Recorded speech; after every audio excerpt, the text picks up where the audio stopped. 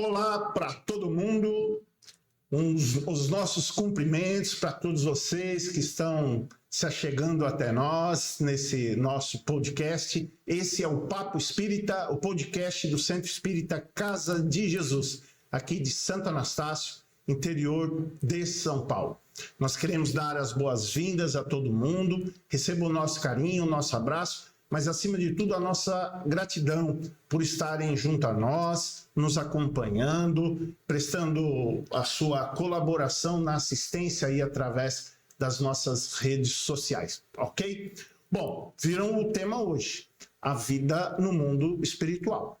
Realmente é um tema interessante e que alcança as mentes conscientes e interessadas na vida de toda a humanidade. E hoje nós temos aqui conosco um convidado para lá de especial. Um amigo de longa data, aí eu posso dizer que é o meu padrinho aqui na Casa de Jesus. Foi dele que eu recebi o convite para que viesse lá há quase 20 anos atrás assistir às reuniões, às palestras. E aí nós estamos aqui até hoje, depois desse convite gentil, generoso, franco, né, desse nosso querido amigo José Olavo. Está ele aqui na Casa Espírita há muitas décadas, já participou de muitas, na realidade de todas as atividades do centro, é um dos pioneiros aqui da casa. E aí vocês percebam que no nosso episódio anterior, nós falamos com uma das personalidades mais novas e recentes aqui da casa. E hoje nós falamos com essa grande personalidade que está aqui há bastante tempo trabalhando e que vai trazer para nós um pouco, pitaco, da sua vasta experiência, falando sobre esse tema tão importante. Boa tarde, meu querido José Olavo, está aí com vocês esse nosso irmão querido. Muito boa tarde, meu amigo Dário. Boa tarde a todos aqueles que nos dão o prazer da sua audiência. Eu quero dizer que nós estamos aqui não com uma pretensão de dizer que sabemos tudo. Em doutrina espírita, nós sempre nos consideramos como os eternos aprendizes, porque ainda fazemos parte diante daquilo que a doutrina espírita nos apresenta. Nós somos ainda almas imperfeitas. E dentro dessa forma, é lógico que a nossa maturidade, o nosso conhecimento, ele sempre tem que ser relativo àquilo que nós conseguimos alcançar. E cada um no seu papel, né? Nós aprendemos que se estamos aqui na Terra é pela graça divina e diante dessa graça, né, aprendemos a valorizar a importância de aqui estar, porque não somos daqui, nós estamos na Terra, porque dentro daquilo que a doutrina nos apresenta, nós somos espíritos eternos. A doutrina já nos deu esse alcance de entendermos que nós já tivemos espaços de experiências em muitos estados diferenciados desse aqui do mundo material. Então, nós não somos da Terra. Certo. E essa sua fala, ela vai bem de encontro ao tema de hoje. Falar sobre a vida no plano espiritual ou no mundo incorpóreo. É necessário que se fale para isso do momento dessa transição, José.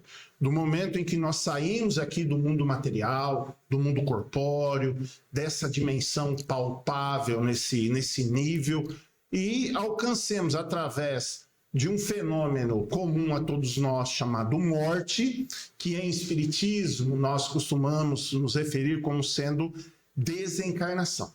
Não é um tema agradável se não for visto com um nível de espiritualidade portentoso.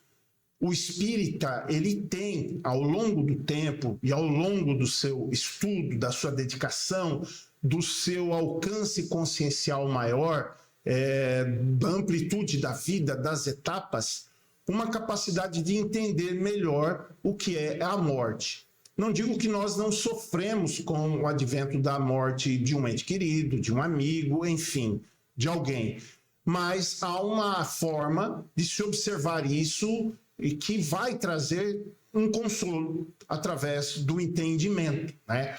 Então, o que eu poderia perguntar para você, José, o que é a morte para um espírita? Bom, naquilo que a doutrina nos apresenta, e tendo como referência o Evangelho de Jesus, quando no terceiro dia, né, ele, após a crucificação, ele se fez presente, né, a uma personagem do Evangelho, Maria Madalena, né, que de então até não o reconheceu, né, mas diante de uma observação, aí ela, no momento exato, tomou consciência que era o mestre e se conduziu até ele. E qual foi a referência, segundo a história, né, nos apresenta? Não vem a mim ainda, porque eu ainda não fui o Pai. Então, o que quer dizer?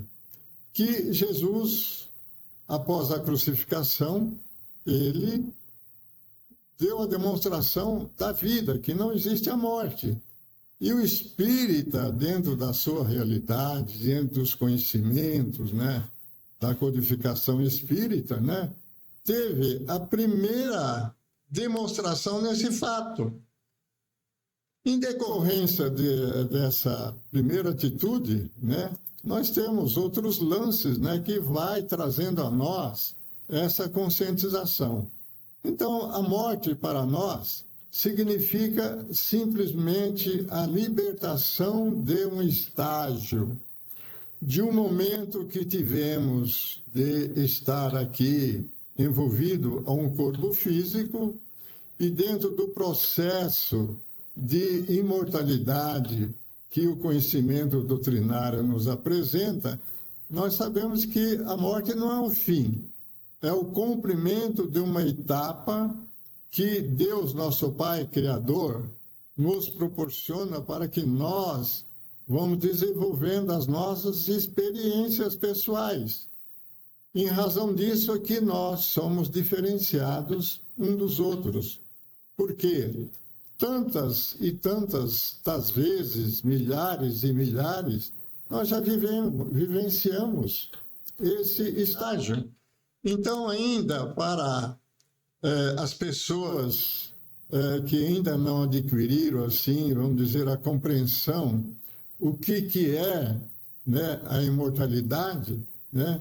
A imortalidade é aquela compreensão que após o decesso desse corpo material, né, algo sobrevive.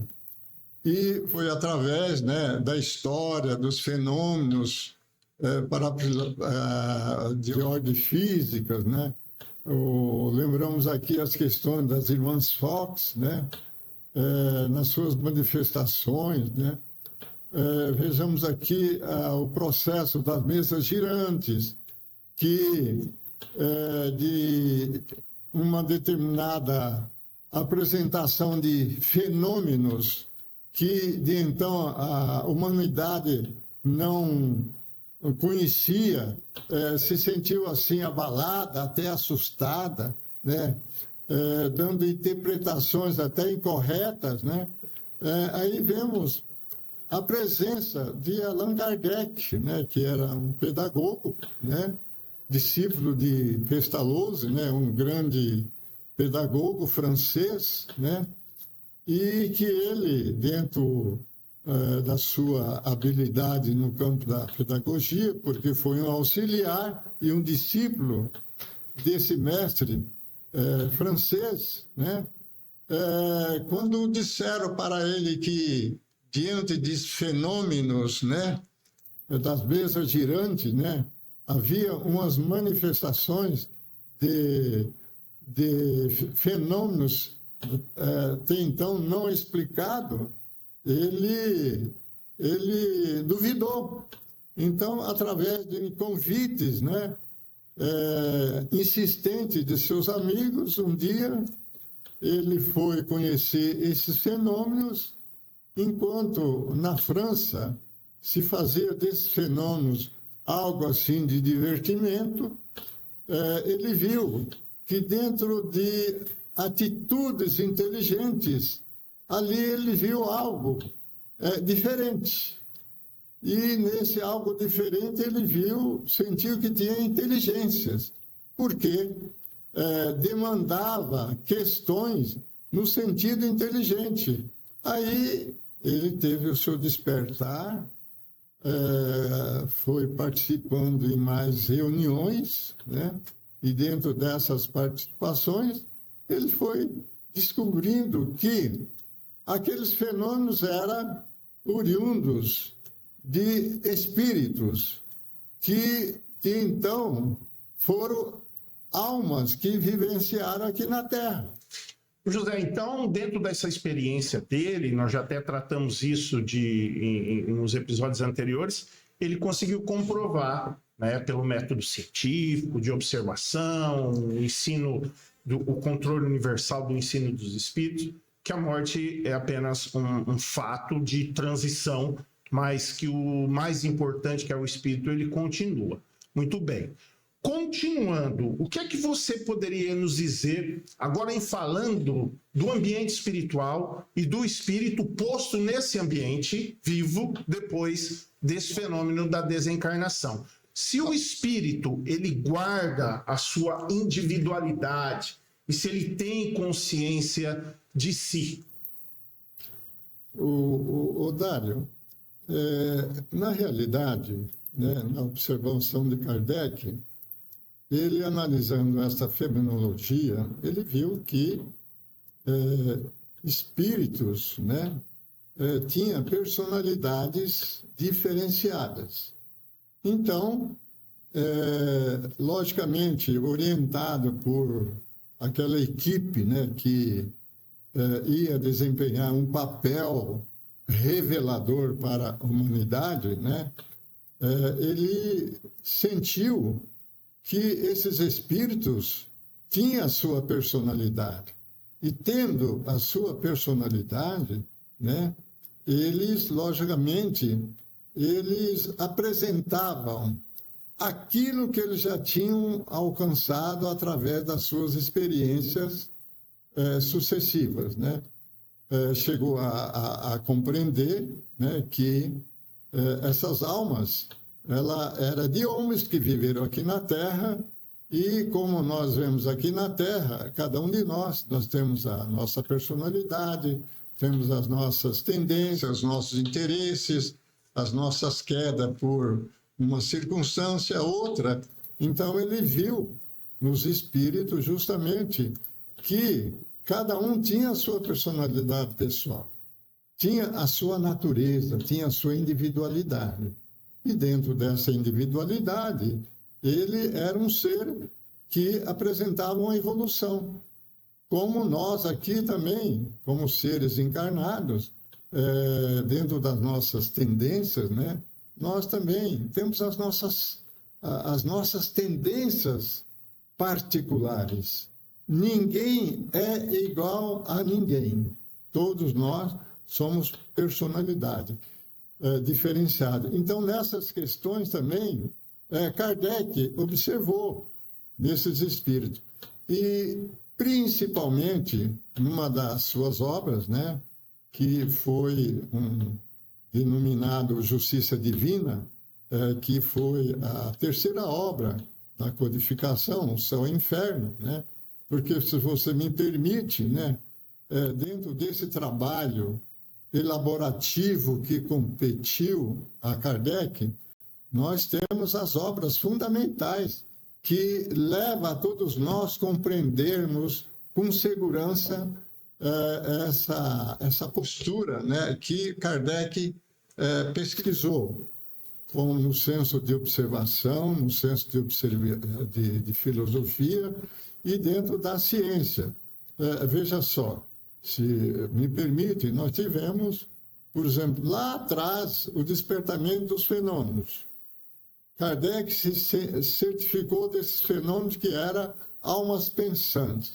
Então, foi onde ele, levantando essas questões, comparando com todas essas manifestações, elaborou, em 18 de abril de 1857, o Livro dos Espíritos, né? Na sequência, 1959, né? Ele, para, inclusive, facilitar a compreensão dessa obra, que tornou-se uma doutrina. O que é a doutrina? Aquele que nos dá um encaminhamento, que é uma doutrina que tem os seus códigos, as suas leis, a sua maneira de você se identificar da grandiosidade das informações que ela nos traz. Então, idealizaram a doutrina espírita. Então, nós temos, para entender, em 1959, ele elaborou uma cartilha que chama O que é o Espiritismo? Mais adiante, em 1861, o Livro dos Médiuns, que justamente veio de encontro a trazer uma explicação daqueles fenômenos que iniciaram lá pelas irmãs Fox, né? Que é uma cartilha que mostra todo esse relacionamento de efeitos físicos e os efeitos inteligentes, né? Na sequência, né, em 1864, o lançamento do Evangelho segundo o Espiritismo. O que é o Evangelho segundo o Espiritismo? Aquele que veio mostrar a interpretação que a doutrina dá na observação da mensagem de Jesus, da realidade de Deus, que lá atrás, né, na questão primeiro do Livro dos Espíritos, né, na sua primeira questão, que são 1019 questões, a primeira questão perguntou: o que é Deus? Aí vem a resposta da equipe espiritual que, se servindo, né, desse grande pedagogo, né, que foi Allan Kardec, né, trouxe uma interpretação coerente, destituindo daquela visão que nós temos da mensagem moral estabelecida por Jesus, né?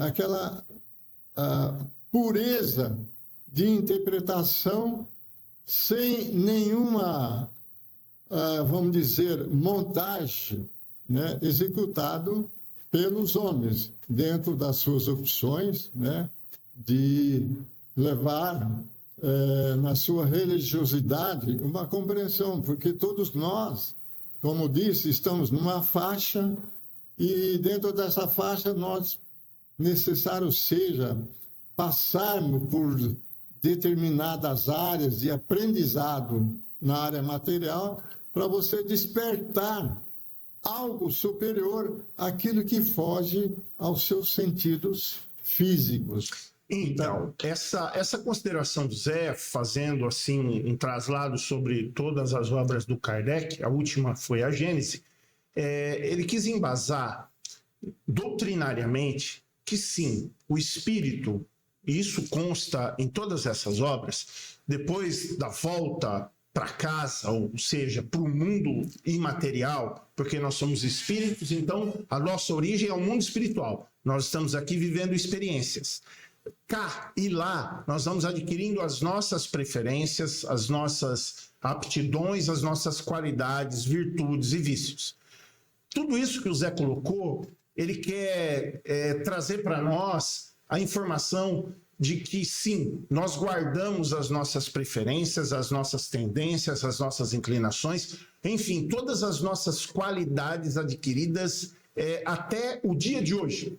Todos nós que somos espíritos milenares, hoje nós somos o resultado de todas as nossas experiências vividas e todo o apreço e os valores que nós construímos em nós por conta dessas experiências. Daí, tanto voltando para o mundo espiritual ou reencarnando, nós vamos manter as nossas tendências, os nossos costumes. Isso é muito bom da gente salientar, porque há costumes muito rígidos e muito robustos em nós e que são de difícil dispersão. Quando nós estamos habituados a determinada conduta, linha de pensamento, quando nós implementamos algum valor muito robusto, para que a gente se desfaça disso, em sendo uma característica prejudicial, isso leva tempo, isso leva a implementação de muitas experiências por conta da aplicação da lei divina em nós. Então é necessário tomar muito cuidado por conta da manutenção dessas preferências com aquilo que nós chamamos de apego. Tudo aquilo que nós defendemos com muita força nessa vida, em voltando para o mundo espiritual, nós manteremos isso. Em se tratando de aspectos negativos, no mundo espiritual isso nos trará desconforto, nos trará sofrimentos, nos trará tantas situações resultantes, infelizmente, de maneira dolorosa, de tudo aquilo que nós somos. A vida na Terra, ela serve para mostrar muito bem que é necessário o desapego, tanto das pessoas quanto das coisas materiais. Das coisas materiais, nós podemos citar os sabores do mundo. Nós vivemos em um mundo em que os aspectos materiais chamam muito a nossa atenção e nos prendem. Em relação às pessoas, nós precisamos saber que essa vida, ela nos propõe, de uma maneira educativa, pedagógica, os encontros, nos promove também, obrigatoriamente, alguns desencontros, mas também nos proporciona os reencontros. Nas questões materiais, nós sabemos que o apego é muito prejudicial, mas e nas questões de relações pessoais? Nós precisamos saber que as pessoas, como nós dissemos nessas premissas do reencontro, do desencontro e dos reencontros, as pessoas passam pelas nossas vidas. Então, uma apreciação e um valor indevido dada a pessoas que eventualmente conviveram conosco, essa apreciação dada de maneira exacerbada, na linha do apego, vai trazer para nós também as dores de uma separação que na realidade não existe. Então, é preciso saber que Deus nos proporciona o convívio com pessoas amadas, mas o apego, ele é diferente do amor. Então, nós precisamos ter as pessoas que partilham da vida conosco, seja qual tempo for, porque há pessoas que partilham conosco apenas alguns minutos e deixam as suas marcas, enquanto há pessoas que partilham do convívio conosco durante séculos e também deixam as suas marcas. Mas é Deus quem sabe o momento da chegada, o momento da permanência e o momento do término desse relacionamento. Então as pessoas chegam na nossa vida, permanecem na nossa vida e saem da nossa vida. O importante é valorizar cada momento e entender que esse convívio ele deve ser fraternal e não na linha do apego, né? Nós, então, consideramos essa permanência das nossas características pessoais no mundo espiritual. E uma dessas características eu vou passar para o Zé responder para mim. Se dando conta, por conta das nossas preferências, se dando conta do resultado da somatória das nossas vidas, quando nós chegarmos em casa, ou seja, quando nós voltarmos para o mundo espiritual, lá, nós vamos ter, José, nós vamos ter o conhecimento dos nossos erros e das consequências deles? Sim, Dário. Nós temos que entender o seguinte, deixando o corpo material, nós não ficamos mais submissos aos nossos 5 sentidos.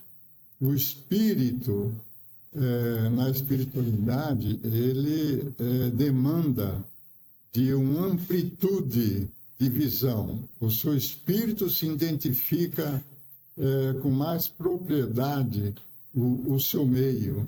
Então, diante dessa propriedade do seu meio e dentro da sua individualidade, é natural que tenha um momento certo, porque de nós termos os nossos reencontros, porque cada um de nós alimentamos uma faixa de entendimento.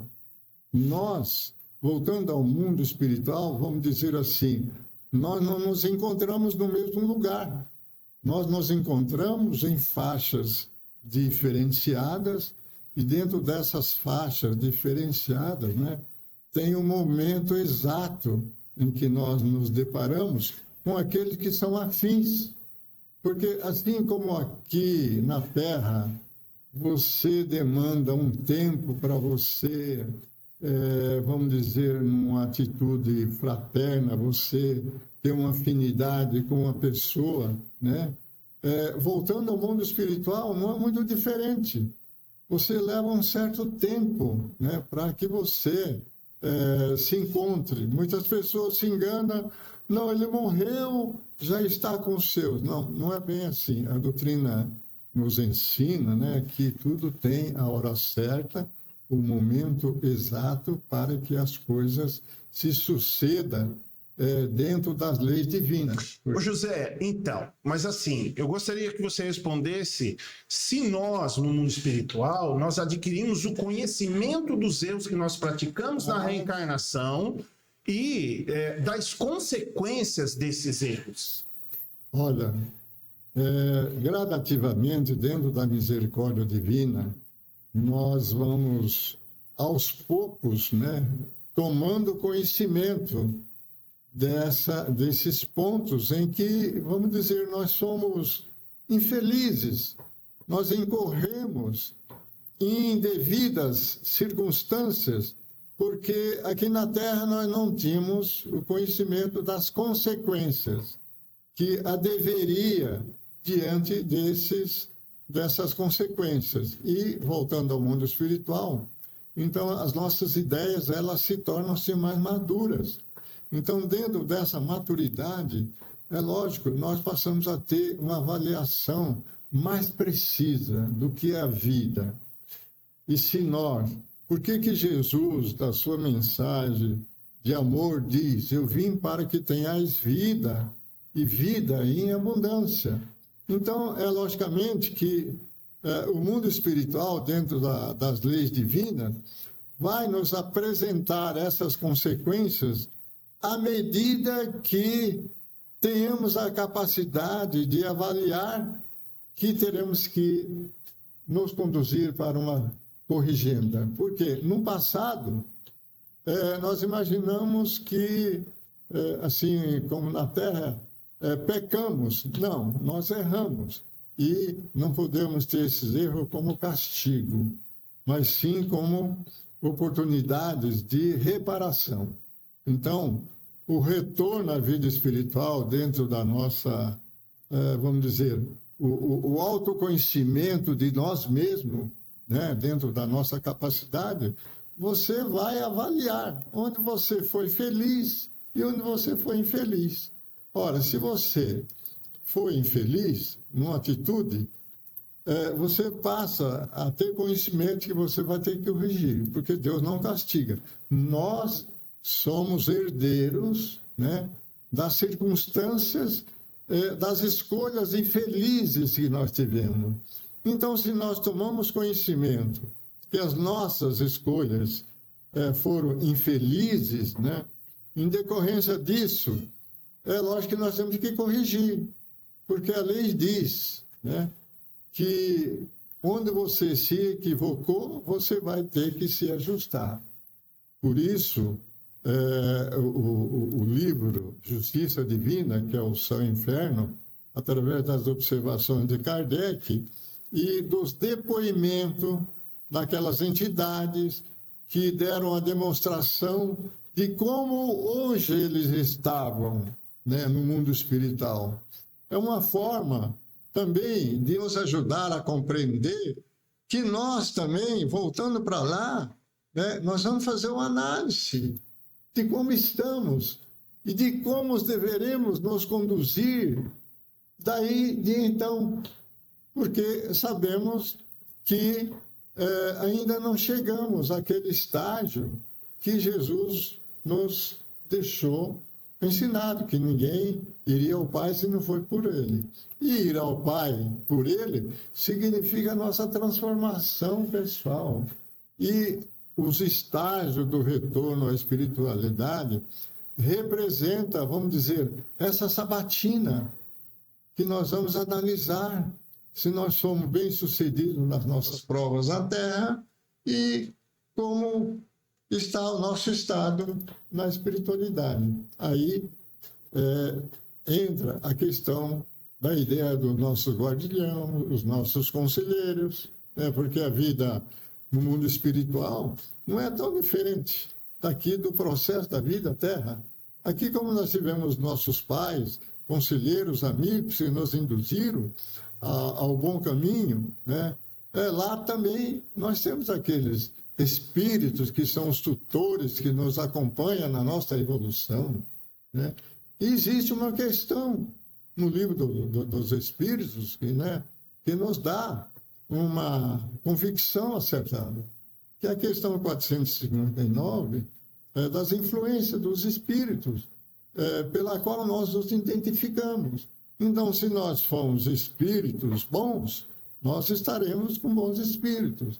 Se nós somos espíritos incorretos, nós criamos uma afinidade. Então, é um processo não muito diferenciado aqui do mundo físico. Essa questão da consciência dos erros, ela se dá justamente pela repercussão que esses erros têm em nós. Voltando para o mundo espiritual, caem as máscaras, não há como estabelecer um disfarce, um esconderijo, não. Enfim, nós voltamos e estamos diante da face de Deus. O que está diante da face de Deus? Está totalmente submisso, ostensivamente, à consequência da lei divina. A lei divina ela vai repercutir em nós segundo as nossas ações. É como diz Tiago no Evangelho, a cada um segundo as suas obras. Isso foi uma fala de Jesus, porque é um evangelista, na realidade é um dos apóstolos que viveram com Jesus, mas está lá na carta de Tiago, quando ele diz que a cada um segundo as suas obras. São as consequências dos nossos atos, esbarrando na lei divina, trazendo para nós a felicidade ou uma consequência até mesmo desastrosa por conta de atos desastrosos que nós cometemos aqui enquanto encarnados. Essa consciência no mundo espiritual, como nós então dissemos, é de uma instância plena. Não dá para se esconder e não dá para disfarçar. A própria lei vem e cobra de nós, estabelecendo um juízo pessoal na nossa consciência. Então, nós, em nos equivocando, vamos colocar aqui uma hipótese, nos equivocando gravemente, nós nos envolvemos com aspectos muito negativos do ponto de vista da virtude. Nos distanciamos da virtude e vamos buscar aquilo que é o contrário da virtude, que é o vício. Isso tudo repercutindo em nós, no mundo espiritual, dolorosamente, vai fazer com que um dia nós paramos e pensemos que tudo aquilo que nós agora, então, estamos vivenciando é o resultado de ações mal engendradas na abençoada oportunidade que Deus nos dá da reencarnação. E o mundo está repleto de pessoas que se equivocam gravemente. Essa consciência trazida à tona pelo desconforto, ela também vai trazer em nós, como você disse, pela apreciação e pelo aconselhamento de bons espíritos que sempre estarão conosco, que nós aqui estamos em nossas mãos e a resolução da problemática cabe exclusivamente a nós. Não que nós estaremos sozinhos nas batalhas que se seguirão, no sentido de nos distanciarmos do estágio ou do nível espiritual inferior em que nós estamos. Esse aconselhamento, esse monitoramento que os bons espíritas nos dão no mundo espiritual, nós estamos falando da vida do mundo espiritual, já é o bastante, o suficiente, para que nós então possamos avaliar essa conduta e então engendrarmos panoramas de vida por conta da reencarnação que vão nos submeter a provas, que vão nos submeter a expiações educativamente postas no campo exato do erro em que nós cometemos, proporcionando a nós a ocasião de agora, em uma nova reencarnação, agirmos de uma forma diferente e subirmos moralmente e intelectualmente de nível. Isso espiritualmente falando, né? Diante dessa consciência dos erros e da necessidade da redenção, José, em voltando ao mundo corpóreo por vias da reencarnação, o espírito, ele pode participar do processo de programação espiritual escolhendo alguma situação dolorosa para que agora isso lhe sirva de aprendizado? Sim, Dário, segundo nos apresentam a questão dos espíritos, né? O espírito, se ele já tem uma capacidade, um alcance, uma inteligência, né? de avaliar, né? Que ele teve uma ação equivocada, então se ele já teve princípios, recursos, assim, vamos dizer, adquiridos, de ter decisões assim, inteligente, acertada, ele participa das escolhas das provas.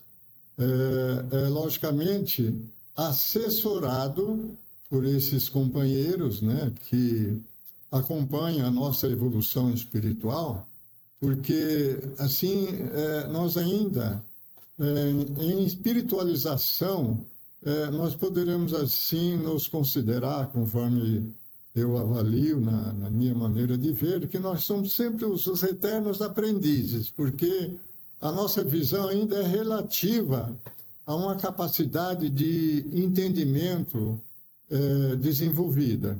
Então, se nós já tivemos um desenvolvimento à altura de participar, né, nós colaboramos junto ao aconselhamento dos nossos amigos espirituais a escolha das provas. Porque se nós não temos esses recursos, né, segundo o que a doutrina também nos apresenta, tem aquelas reencarnações compulsórias, que é aquela que o espírito, né, dentro da sua fatalidade evolutiva, porque a nossa verdadeira fatalidade é a nossa evolução, é o nosso objetivo fundamental. É por isso a questão 132 do Livro dos Espíritos fala, né, por que Deus estabeleceu a reencarnação como lei? Para que houvesse a evolução em cada um de nós. Então, é lógico que as nossas atitudes diante do bom uso do nosso livre-arbítrio, nós temos os nossos créditos como nós temos também os nossos débitos. Então, tudo na espiritualidade, dentro dessas escolhas, está relativo à nossa capacidade de ter uma participação. Então, assim que eu vejo, né, dentro daquilo que o conhecimento doutrinário eu adquiri. Nós somos os herdeiros de nós mesmos, nós somos os construtores das nossas situações. Uma vida apenas que se transcorra em poucos anos, ou em alguns anos, segundo a contagem na Terra, seria muito pouco para que nós adquiríssemos um nível de alcançar uma plenitude, de uma felicidade que se estabeleceria eternamente em nós. Deus, por ser um Pai amoroso, também entendendo a nossa limitação, nas manifestações da sua lei divina, ele nos encontra no sentido de trazer a corrigenda para os nossos erros, Porque um pai amoroso jamais condenaria um filho limitado como nós somos, e não adianta falar que nós não somos limitados, nós estamos ainda no início da nossa trajetória evolutiva. Deus não nos condenaria a um sofrimento também eterno. Nem nós na Terra, diante das nossas limitações, nós temos condenações que são eternas, se tivéssemos a capacidade para fazer isso, de forma alguma. Então, talvez muito poucas consciências no mundo traria esse tipo de penalidade. Isso seria mais um Deus justiceiro do que um Deus justo. Nós somos todos filhos de Deus e nós somos amados. O bom pastor, na fala de Jesus, dá a vida pelas suas ovelhas. E mais vale um pecador redimido do que uma pessoa bem posta no ambiente de vida. Então, na fala do Cristo, nós podemos dizer que o pastor larga as 99 ovelhas e vai em busca daquela que se perdeu. Isso é uma expressão de Jesus muito interessante, muito inteligente, e que vai trazer para nós a consciência de que Deus investirá em nós eternamente. Porque não vai muita eternidade aí afora, não. Nós vamos dar certo. Jesus é o nosso modelo, é o nosso guia. E um dia nós estaremos fazendo as coisas que ele fez enquanto esteve sublimamente conosco, né?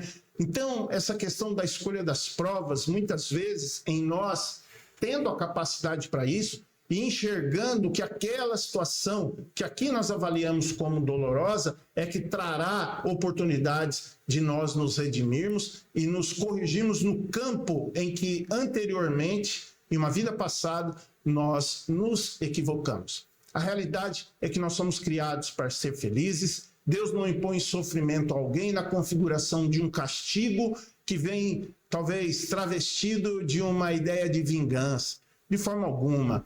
Nós temos um Deus trazido por Jesus no Novo Testamento, que é um Deus de amor. Jesus chamava Deus no Novo Testamento de Abba. Isso quer dizer paizinho. Ou seja, é um pai amoroso. E um pai amoroso vai sempre dar oportunidade para os seus filhos, porque ele sabe que nós daremos certo.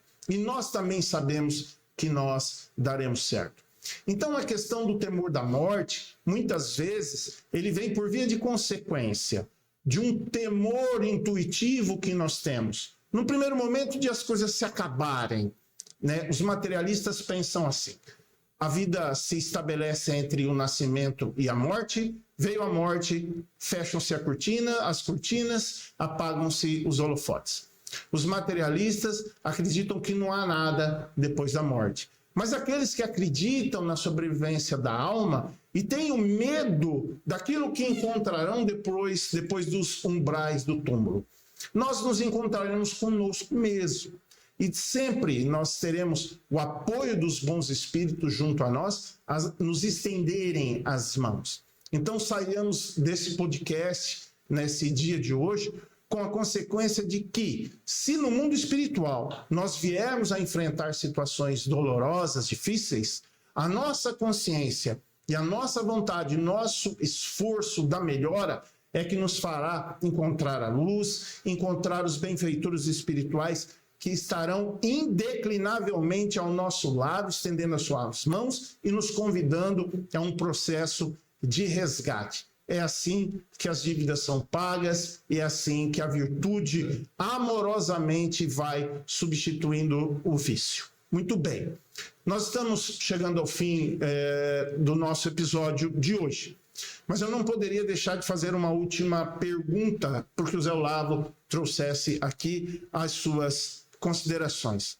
Meu querido José, que recado você poderia dar para aqueles nossos irmãos que nós respeitamos e que por circunstâncias da sua vida, ainda no nível em que trafegam espiritualmente falando, que recado você poderia dar àqueles que têm medo da morte? Dário, a gente não deverá temer aquilo que faz parte da lei natural. Porque, assim como existem as mudanças, né, na área física, nada na área física é permanente. Então, da mesma maneira, vamos dizer, a morte simplesmente é um processo de oportunidade renovadora. Então, dentro dessa necessidade que atende à nossa evolução, a morte é uma oportunidade para você rever um processo do que você conquistou, do que melhor você avaliou, para que realmente, num processo futuro, né, você tenha a melhor oportunidade, quando Deus assim o permitir, seja nesse mundo ou em demais estágios, onde, como Jesus nos afiançou, que a casa do Pai existe muitas moradas, né? Então, cada um de nós estaremos vivendo na morada que diz respeito a todos nós. Então, vamos valorizar essa grande oportunidade de estarmos aqui, né?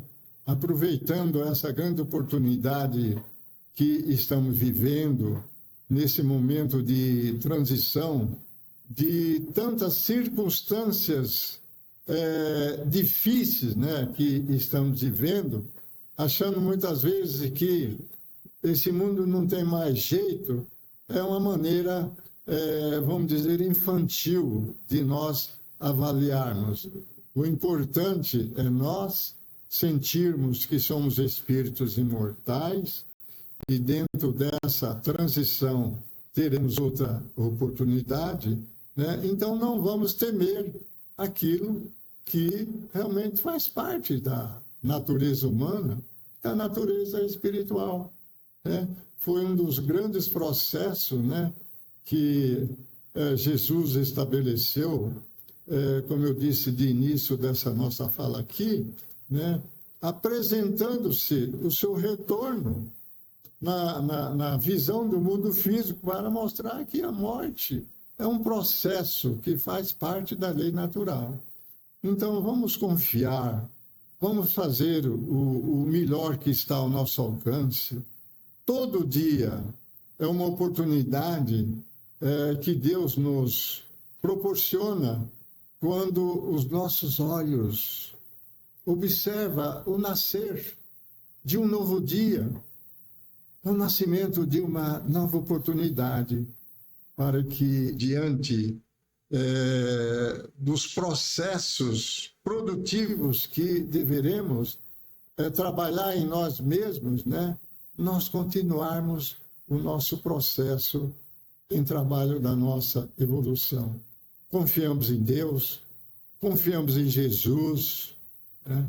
Procure cada um na sua vivência religiosa.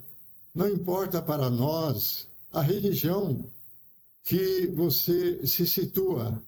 Saiba valorizar os benefícios, porque foi Jesus que nos ensinou. Ide, observai tudo e colha para si aquilo que é bom.